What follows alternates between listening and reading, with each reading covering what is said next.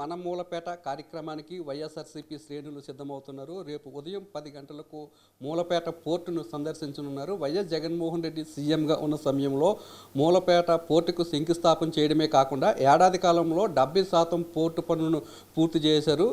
కూటమి ప్రభుత్వం అధికారంలోకి వచ్చిన తర్వాత మిగతా 30% పనులు కూడా పూర్తి చేయలేకపోయింది. ఈ వాస్తవాలను ప్రజలకు తెలియజేసేందుకు మన మూలపేటకు పోదామనే కార్యక్రమానికి వైఎస్ఆర్సీపీ పిలుపునిచ్చింది. మూలపేట పోర్టును సందర్శించిన అనంతరము భారీ బహిరంగ సభను కూడా ఏర్పాటు చేశారు. అయితే పోలీసులు మాత్రము మూలపేట పోర్టును సందర్శించేందుకు అనుమతి లేదంటూ పోలీసులు ఆంక్షలు పెడుతున్నారు. ఇంక ఇదే విషయం మీద మనతో మాట్లాడడానికి మాజీ మంత్రి సీదిరి అప్పలరాజు ఉన్నారు. సార్, ఎందుకు పోలీసులతో మీరు మూలపేటకు వెళ్ళకూడదంటూ ఆంక్షలను పెడుతున్నారు? వాస్తవాలు ప్రజలకు తెలిస్తే ఏమైనా ఇబ్బందులు ఏర్పడతాయా కూటమి ప్రభుత్వానికి?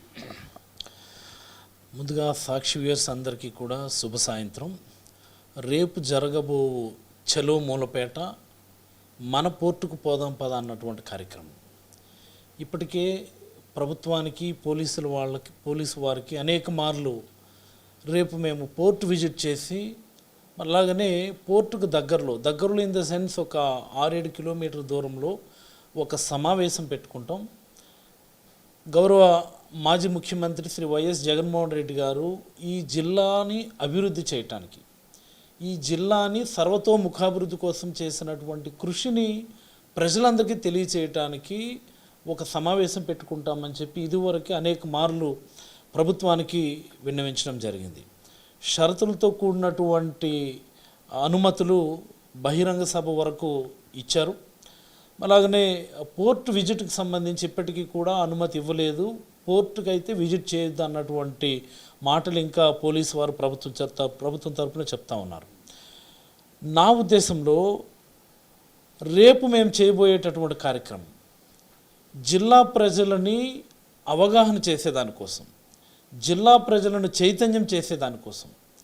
ఎందుకు మూలపేట పోర్టు విజిట్ చేయాల్సినటువంటి అవసరం ఉందని నన్ను అడిగితే, అదే ప్రాంతంలో పుట్టి పెరిగినటువంటి వాడిని, గత 40-50 సంవత్సరాలుగా నేను వింటున్నటువంటి మాట. ఇదేదో 4-5 సంవత్సరాల క్రితమో 10 సంవత్సరాల క్రితమో అనుకున్నటువంటి మాటలు కాదు. నేను పుట్టినప్పటి నుంచి నేను వింటున్నటువంటి మాట. ఈ భావనపాడులో పోర్టు కడతామని అప్పుడు ఎప్పుడో ఎన్టీ రామారావు గారు చెప్పారు. ఆ తర్వాత అనేక మంది నాయకులు చెప్పారు. ఈ చనిపోయినటువంటి కింజరాపు ఎర్రంనాయుడు గారు సైతం అనేక మార్లు చెప్పారు. ఇదే అచ్చెన్నాయుడు గారు కొన్ని 100 సార్లు చెప్పారు. ఈ 3వ ఎంపీ అయినటువంటి రామ్మోహన్ నాయుడు గారికి అయితే లెక్కే లేదు అసలు. మాకు అవకాశం వచ్చినటువంటి ఒకే ఒక టెన్యూర్లో జగన్మోహన్ రెడ్డి గారు ఈ ప్రాంత కష్టాలు చూసి, ఈ ప్రాంతంలో ఉన్నటువంటి యువకుల వలసలను చూసి, ఈ ప్రాంతంలో ఉన్నటువంటి మత్స్యకారులు అందరూ కూడా ఇతర ప్రాంతాలకు వలస వెళ్ళిపోతున్నారు అన్నటువంటి అంశాన్ని గ్రహించి ఈ జిల్లాని ఇతర జిల్లాలతో సమానంగా పోటీను నిలబెట్టాలన్నటువంటి ఉద్దేశంతో ఇక్కడ మన పోర్టు నిర్మాణం చేయవలసిందా అన్నటువంటి ఒక సంకల్పం జగన్మోహన్ రెడ్డి గారు తీసుకున్నారు. ఇన్స్ట్రుమెంటల్ ఇక్కడ అదే గ్రామంలో పుట్టినటువంటి నేను ఎమ్మెల్యేగా ఉండడం, తర్వాత మంత్రివర్గంలోకి రావడం, అలాగే జిల్లా పెద్దలు కృష్ణదాస్ గారు కానీ, ఆ తర్వాత ప్రసాదరావు గారు కానీ క్యాబినెట్లో ఉండడం, ఇతరత్ర ప్రజాప్రతినిధులు అందరూ కూడా instrumental, we're all instrumental in grounding the project. ఇక్కడ ప్రాజెక్ట్ గ్రౌండ్ అయిందంటే ఒక 60-70% పనులు పూర్తయ్యాయంటే అది జగన్మోహన్ రెడ్డి గారికి శ్రీకాకుళం జిల్లా మీద ఉన్నటువంటి ప్రత్యేకమైనటువంటి అభిమానం, జగన్మోహన్ రెడ్డి గారికి ఈ జిల్లాని అభివృద్ధి పదంలోకి తీసుకెళ్ళడానికి ఉన్నటువంటి ఒక ప్రత్యేక సంకల్పం అని నేనైతే అభిప్రాయపడతా ఉన్నాను. ఇది ఆయన సంకల్పం. మీరు ఒకసారి జగన్మోహన్ రెడ్డి గారి సంకల్పం గురించి చెప్పాలి. ఇది 40-50 సంవత్సరాల నుంచి అనేక మంది నాయకులు వచ్చారు, అనేక ప్రభుత్వాలు వచ్చినాయి, అనేక పర్యాయాలు అనేక రాష్ట్ర స్థాయి నాయకులు కూడా ఇక్కడికి వచ్చి ఇక్కడ మీకు పోర్టు కడతాం, మీకు ఉపాధి కల్పిస్తాం, మిమ్మల్ని అభివృద్ధి చేస్తాం, మీ జీవన ప్రమాణాలు పెంపొందిస్తాం, మీ ప్రాంతం బ్రహ్మాండంగా అభివృద్ధి చెందుతుంది అన్నటువంటి మాటలు విని విని విని విసిగిపోయి ఇక్కడ ఉన్నటువంటి యువకులు, పెద్దలు, మహిళలు పెద్ద ఎత్తున వలసలు వెళ్ళిపోయి అక్కడ కూడా ఇదే చేపల వేట చేస్తూ అక్కడ కూడా ఇవే పోర్టుల్లో కూలి పనులు చేసుకుని బ్రతుకుతున్నటువంటి ఈ తరుణంలో మా ప్రజలందరూ కూడా జగన్మోహన్ రెడ్డి గారిని పాదయాత్రలో సైతం కలిసి విన్నవించినాం. Most important, please mark my word, 2018 December 29వ తేదీన అరౌండ్ 12-12:30 గంటలకు బెండిగేట్ గరుడుగండి మధ్యలో జగన్మోహన్ రెడ్డి గారిని పాదయాత్రలో దేవునల్తాడు గ్రామస్తులు, భావనపాడు గ్రామస్తులు కంబైన్డ్గా కలిసి ఈ పోర్టు మీద మీరు ఒక ప్రకటన చేయాలి.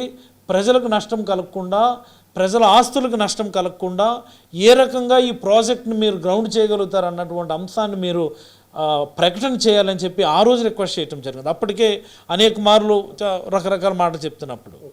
సో మన ప్రభుత్వం మారిన తర్వాత, జగన్మోహన్ రెడ్డి గారు వచ్చిన తర్వాత మళ్ళీ ఆ పోర్ట్ ప్రాజెక్ట్ని బయటకు తీసి విత్ మినిమల్ పబ్లిక్ పబ్లిక్ ప్రాపర్టీస్కి ఇబ్బంది లేకుండా మినిమల్ ఇంపాక్ట్తో ఈ ప్రాజెక్ట్ని గ్రౌండ్ చేసాం మనం. ఎన్టీ రామారావు ఉన్న దగ్గర నుంచి చంద్రబాబు నాయుడు, అలాగే ఎర్రవనాయుడు, అచ్చెన్నాయుడు, అలాగే రామ్మోహన్ నాయుడు వరకు భావనపాడులో ఒక పోర్టు నిర్మిస్తామని చెప్పి మాటలైతే మాత్రం చెప్తున్నారని, వారెవరు కూడా భావనపాడులో పోర్టు నిర్మించలేదని, వైఎస్ జగన్మోహన్ రెడ్డిని పాదయాత్రలో కోరిన మేరకు మూలపాడులో ఒక పోర్టు నిర్మించి ఇక్కడి నుంచి వలసలు తగ్గేందుకు, అలాగే శ్రీకాకుళం జిల్లా మిగతా జిల్లాలతో అభివృద్ధిలో పోటీ పడేందుకు ఒక పోటీనైతే తీసుకువచ్చారని చెప్పి మాజీ మంత్రి అప్పలరాజు చెప్తున్నారు.